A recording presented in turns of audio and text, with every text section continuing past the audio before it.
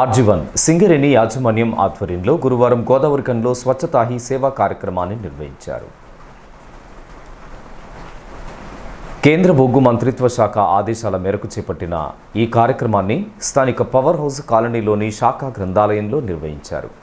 ఈ కార్యక్రమానికి RG one personal manager Ravinder Reddy ముఖ్య అతిథిగా హాజరై స్వచ్ఛతా హీ సేవా కార్యక్రమాన్ని ప్రారంభించారు. అనంతరం ఆయన మాట్లాడుతూ ఏక్ దిన్ ఏక్ గంటా ఏక్ సాత్ అనే నినాదంతో స్వచ్ఛతా హీ సేవా కార్యక్రమాన్ని చేపట్టినట్లు తెలిపారు. కార్యక్రమం సందర్భంగా సింగరేణి అధికారులు, కాంట్రాక్టు కార్మికులు కలిసి లైబ్రరీ ఆవరణ పరిసరాల్లోని చెట్ల కొమ్మలు, పొదలు, చెత్తా చెదారాన్ని తొలగించి శుభ్రపరిచినట్లు చెప్పారు.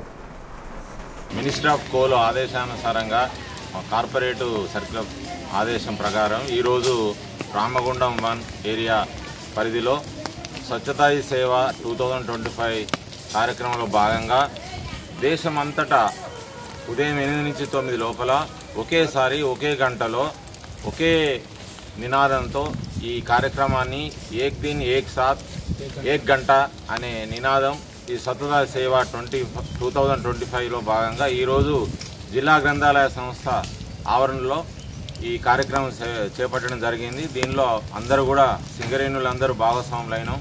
దీనిలో ఈ క్లీన్నెస్, పరిశుభ్రత గురించి అందరికీ తెలియజేయాలనే ఉద్దేశంతో మేము ఈరోజు శ్రమదానం చేసి ఈ పరిసరాలను శుభ్రం చేస్తున్నాం.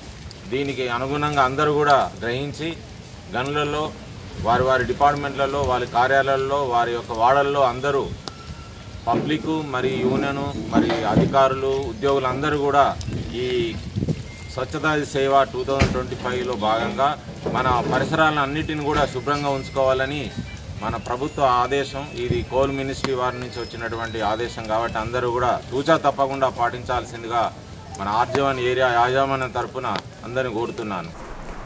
ఈ కార్యక్రమంలో సింగరేణి అధికారులు వేణు, వరప్రసాద్, భీమా, వీరారెడ్డి, మల్లికార్జున్ యాదవ్, శ్రావణ్ కుమార్, హనుమంతరావు, సింగరేణి కాంట్రాక్టు కార్మికులు పాల్గొన్నారు.